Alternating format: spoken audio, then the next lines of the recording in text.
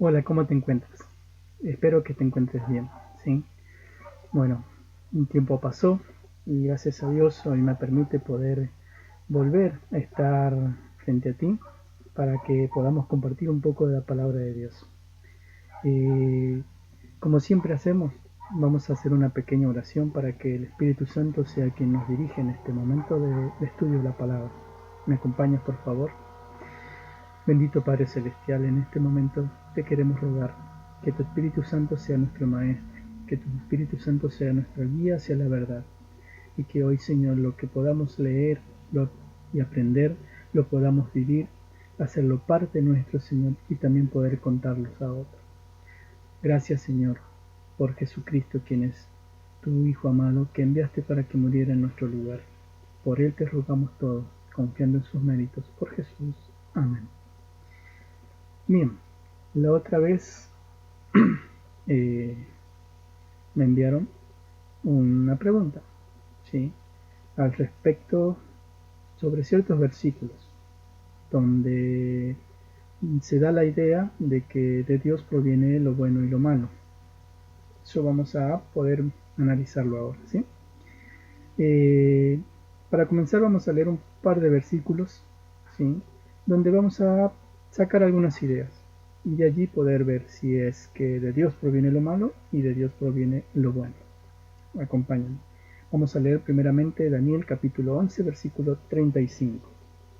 Dice, también algunos de los sabios caerán para ser depurados, limpiados y emblanquecidos hasta el tiempo determinado, porque aún para esto hay plazo.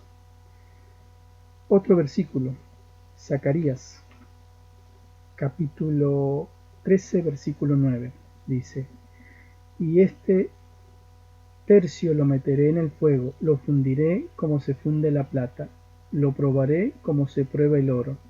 Él invocará mi nombre y yo lo oiré. Yo diré, pueblo mío, y él dirá, Jehová es mi Dios. Continuamos con otro versículo, Jeremías capítulo 9, el versículo 7 al versículo 9. Por tanto así dice Jehová de los ejércitos, yo los refinaré y los probaré. ¿Por qué más he de hacer por la hija de mi pueblo?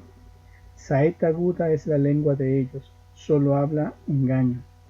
Con su boca dicen paz al amigo, pero dentro de sí le ponen acechanzas. ¿No los he de castigar por estas cosas? Dice Jehová. De tal nación no se vengará mi alma. Por los montes levantaré lloro y lamentación. Continuamos, otro versículo, Isaías 48, del versículo 9 al versículo 11. Por amor de mi nombre contendré mi ira, y para alabanza mía las reprimiré, para no destruirte. He aquí te he purificado, y no como a plata te he escogido en horno de aflicción. Por mí, por amor a mí mismo lo haré, para que no sea profanado mi nombre, y mi honra no la daré a otro.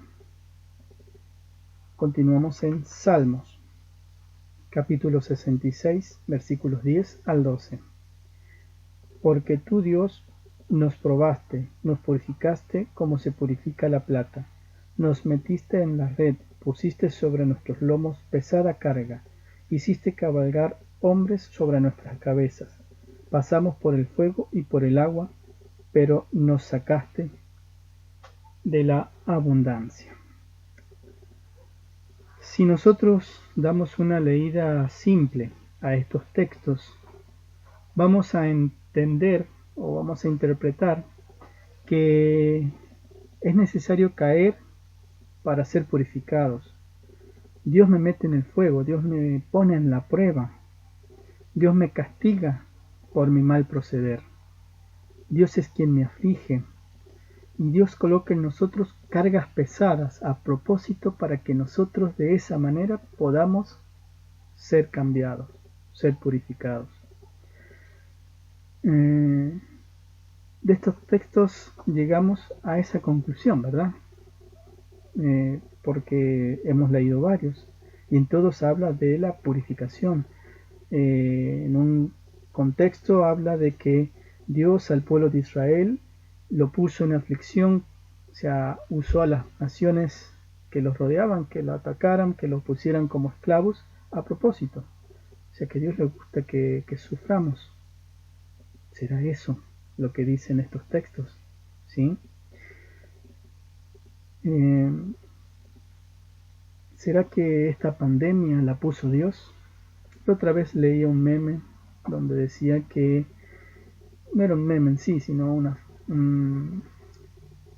alguien con una intención de decir esto está pasando por culpa de aquellos que están o predican o están a favor del aborto, ¿sí? Decía Italia, España, China y muchos otros países que están a favor del aborto.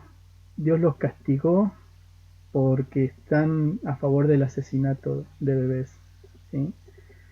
Yo estoy también en contra de lo que es el aborto, pero estoy en contra de poner, de decir de que Dios usa esta pandemia para castigar al mundo. ¿Sabes por qué? Porque tenemos que ver todas las circunstancias a la luz de lo que dice Santiago, capítulo 1, versículos 12 y 13. Estos versículos que leí al principio los vamos a comparar con lo que dice en Santiago, ¿sí? Para poder llegar a una conclusión más completa con respecto a de quién proviene lo bueno y de quién proviene lo malo en sí. Vamos a leer Santiago capítulo 1, versículos 12 y versículo 13. Bienaventurado el hombre que soporta la tentación, porque cuando haya resistido la prueba, recibirá la corona de vida que Dios ha prometido a los que lo aman. Cuando alguno es tentado, no diga que es tentado de parte de Dios, porque Dios no puede ser tentado por el mal, ni él tienta a nadie. Aquí Santiago está diciendo, bienaventurados, felices aquellos que soportan la prueba, que salen victoriosos, ¿sí? Y está diciendo también que Dios no tienta a nadie, que no digamos que Dios nos tienta, que Dios pone las pruebas para mejorarme a mí. No es realmente que los sufrimientos vienen de parte de Dios. Si seguimos más adelante, versículo 14 y 15 nos da la clave. Sino que cada uno es tentado cuando de su propia pasión es atraído y seducido. Entonces la pasión, después que ha concebido, da a luz el pecado, y el pecado siendo consumado, da a luz la muerte. Mis pasiones, mis deseos, son los que traen sobre mí la tentación.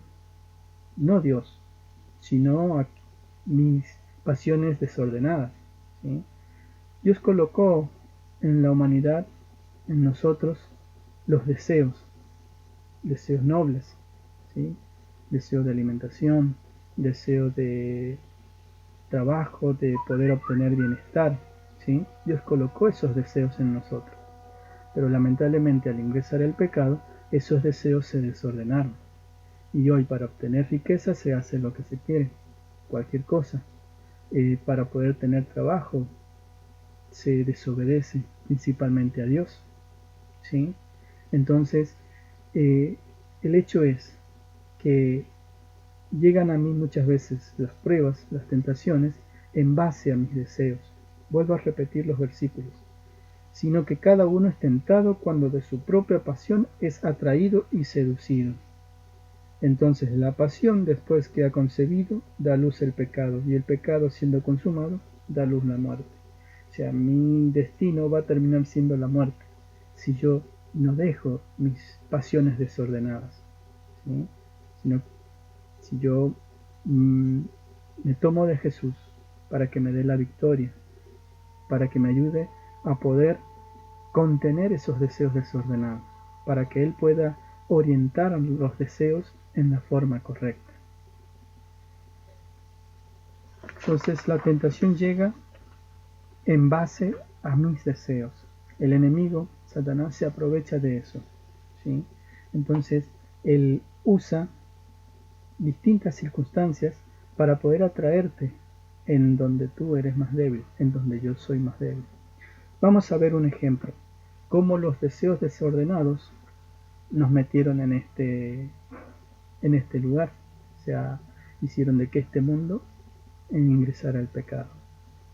No le vamos a echar toda la culpa ni caerles con un caño, darle con un martillo a Adán y a Eva. No, porque nosotros cada día también tenemos la posibilidad de elegir si le hacemos caso a nuestros deseos o no, deseos desordenados. Pero vamos a leer Génesis capítulo 3, versículo 6.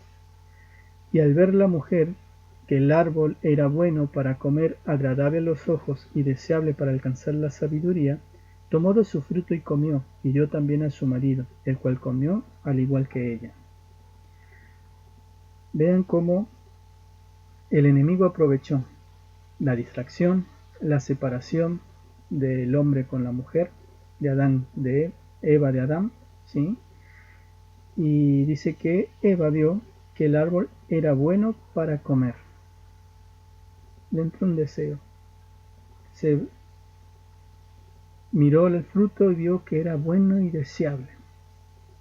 A ella su deseo se alejó. Ella, al alejarse de Dios, sus deseos, sus pensamientos también se alejan de Dios, como nos pasa a nosotros, ¿sí? Entonces los deseos descontrolados, desordenados, los deseos que no van conforme a la palabra de Dios, porque Dios había dicho, de todo árbol del huerto podrás comer, menos del árbol del conocimiento de la ciencia del bien y del mal, ¿sí? Entonces de ese árbol, el fruto de ese árbol no podían comer, porque dice que ciertamente morirá. Fue atrayente, su deseo pudo más, y hoy nosotros estamos viviendo las consecuencias de ese deseo, que no pudo ser controlado. Adán no comió el fruto porque le atrajo la fruta que estaba allí, sino que Adán le atrajo su esposa. El deseo de estar con ella, de no perderla, lo llevó también a comer del fruto prohibido. Como dije antes, no le peguemos a Adán y a Eva. Nosotros también muchas veces nuestros deseos desordenados nos llevan a desobedecer a Dios, nos llevan a desobedecer la palabra de Dios, ¿sí? Por eso, cada día nosotros necesitamos, para ser triunfadores, buscar a Jesús, acercarnos a Él, ¿sí? Por un lado, las pruebas, las tentaciones llegan a mí por mis malas decisiones. Vimos en el ejemplo de Adán y Eva, ¿sí? Las pruebas y las dificultades llegaron por su mala decisión. Eva y Adán decidieron mal. Resultado de esa mala decisión, poco tiempo después, su hijo Caín mató a su hijo Abel. Resultado es consecuencia de las malas decisiones. Y a nosotros en nuestras vidas también nos pasa lo mismo. Muchas veces, por nuestras malas decisiones, recibimos los resultados, que son malos también. Y no quiere decir que Dios me esté castigando, sino que yo estoy recibiendo el resultado de aquello que yo hice mal y que ahora me afecta. Aquí Adán y Eva, su resultado afectó a todo, a la creación, a los animales, a las plantas y a sus hijos. Vamos a ver otro caso para poder identificar de dónde proviene el mal. ¿Sí? Ya podemos ir viendo que de Dios no viene el mal, sino que el mal proviene de nuestros malos deseos. Pero también hay otro originador del mal. Y vamos a ver un caso donde podemos llegar a ver allí cómo es la acción de Dios, cómo es la acción del enemigo, y también cómo es la acción de nosotros, los que estamos en medio de este gran conflicto, porque hay una lucha entre el bien y el mal, y nosotros estamos en medio. Y al estar en medio de una guerra, obviamente, ¿sí? Hay heridos, hay desgracias, ¿sí? Vamos a ver Job. Vamos a analizar la vida de Job. Tal vez algunos ya no lo han estudiado, lo han analizado, pero vamos a repasarlo. No vamos a ver todo, sino una parte. Job capítulo 1, del versículo 1 primeramente para ver cómo era Job. Había en el país de Uz un hombre llamado Job. Era un hombre perfecto y recto, temeroso de Dios y apartado del mal. Podríamos decir así, bueno, una persona que es pecadora va a recibir consecuencias malas por sus malas decisiones. Entonces, una persona que no peca o que busca, digamos, vivir conforme a la voluntad de Dios no va a recibir cosas malas. Fíjense en cómo se expresa el autor de cómo era Job. Dice, perfecto, recto, temeroso de Dios y apartado del mal. Podríamos decir un cristiano cabal. Entonces Job lo pasó bien, no pudo sufrir nada. Pero les voy a contar una cosa. Si ustedes pueden leer del versículo 6 al versículo 12, van a encontrar allí una historia, un hecho, un suceso. Dice que los hijos de Dios llegaron en un momento a donde estaba Dios, ¿sí? Y entre medio de ellos llegó Satanás. Y Dios le pregunta a Satanás, ¿de dónde vienes? Y Satanás le dice, de andar por la tierra, de rodear la tierra, de estar en la tierra, ¿sí? Y Dios le habla de Job. ¿No has visto, dice allí a mi siervo Job? No hay quien en la tierra como él. Y Satanás le dice, claro, Job es así, es recto, como habíamos leído antes, temeroso de Dios, apartado del mal, porque vos lo cuidás. ¿Cómo no te va a adorar así si vos lo estás protegiendo? Hacele mal y ya vas a ver cómo se vuelve un rebelde. Yo estoy parafraseando lo que está diciendo en estos versículos, ¿sí? Entonces Dios le permite a Satanás que tocara las cosas de Job, pero que no tocara su vida. ¿Qué tenía Job? Yo le voy a hacer un resumen de lo que tenía Job. Tenía 500 yuntas de bueyes, 500 asnas, 7000 ovejas, 3000 camellos, tenía muchos criados, pastores, y tenía 10 hijos. Por la acción de Satanás, Job perdió todo eso en un día. Y perdió las cosas, perdió a sus hijos, no por las malas decisiones de Job, sino por la acción del enemigo. ¿Sí? Entonces, las cosas malas pueden provenir de nuestras malas decisiones y también provienen de este enemigo, de este malvado, de todos sus acompañantes, de esos otros ángeles que cayeron. De él proviene lo malo y le echa la culpa a Dios. Fíjense, en una parte dice que Satanás le dice a Dios, tócale sus cosas y verás cómo no te blasfema delante tuyo. Pero en que en realidad lo dañó a Job no fue Dios, fue Satanás, pero le echó la culpa a Dios. Tócale tú, pero al final el que le estaba haciendo daño era Satanás a Job. Después de todo esto de perder las cosas, Job adoró a Dios, honró a Dios. Y Satanás volvió a insistir contra Job. Volvió a decirle a Dios, claro, tocale ahora la piel, ponele una enfermedad grave y ya vas a ver cómo va a blasfemar. Y Dios le permitió a Satanás actuar. ¿Sí? Entonces Satanás puso en Job una enfermedad terrible, peor que la sarna. Tenía que estar en medio de las cenizas rascándose con un tieso. Costras salían de su piel. Y esto no era que Job había tomado una mala decisión. Job era recto, temeroso de Dios. Entonces, ¿por qué le digo esto? No fue una consecuencia de sus malas decisiones, ¿sí? Sino que el enemigo de Dios está en este mundo trayendo el mal y echándole la culpa a Dios. Cuando las circunstancias sean difíciles en tu vida, no le eches la culpa a Dios, porque de Él no proviene lo malo. Ya lo leímos en Santiago. De Él proviene lo bueno. Pero sí, hay una cuestión. Dios va a usar estas circunstancias que llegan a tu vida por una mala decisión o por la acción de Satanás para poder hacerte crecer, para poder hacerme crecer en la vida espiritual. Ya lo veremos. Vamos a ver de nuevo Santiago, capítulo 1, versículos 16 y 17. Santiago, capítulo 1, versículos 16 y 17. Amados hermanos míos, no erréis. Toda buena dádiva y todo don perfecto desciende de lo alto, del Padre de las luces, en el cual no hay mudanza ni sombra de variación.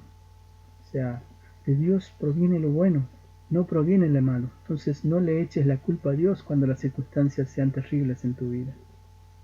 ¿Sí? ¿Por qué Dios permite esto? Fíjate lo que dice en Apocalipsis capítulo 3, versículo 18, hablándonos a nosotros, a los laodicenses, a los que estamos allí en la indecisión.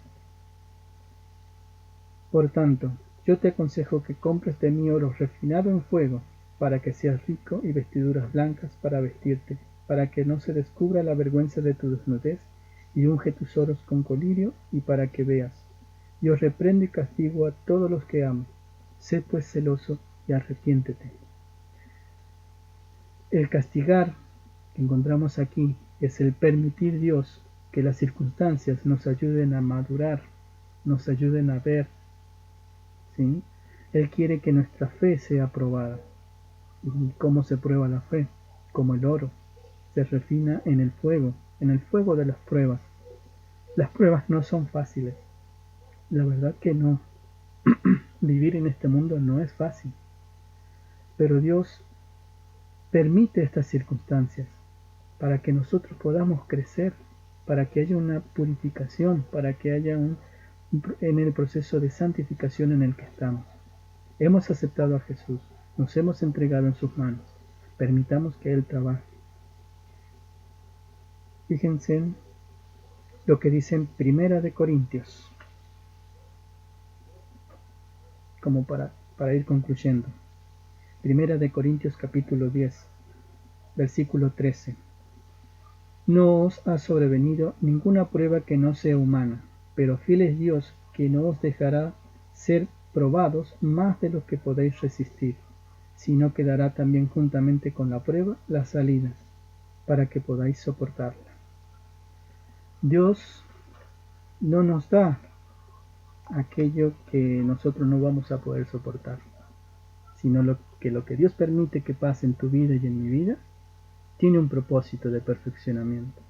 Y Él nos da la salida. Él no te deja solo, ¿sí? Él está acompañándote en la prueba. Te acompaña, me acompaña. Entonces, si llega una tentación, recurre a Jesús. Busca a Jesús. Afírmate en Jesús, que es quien te va a ayudar a pasar la prueba. Porque solos no podemos. Solos es muy difícil, ¿sí? Entonces necesitamos esas pruebas para poder mejorar nuestro carácter, porque nos estamos preparando para ir al cielo.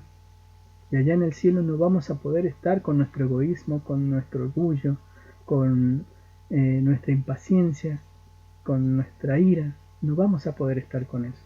Entonces, ¿cómo lo podemos sacar de nosotros? Bueno, Dios usa las pruebas para que vamos creciendo. Entonces, alaba a Dios cuando las pruebas llegan a tu vida. Gózate en el Señor. No quiere decir que no vas a llorar. No quiere decir que no va a haber angustia, que si te llega algo malo vas a tener que estar sonriendo. No, no.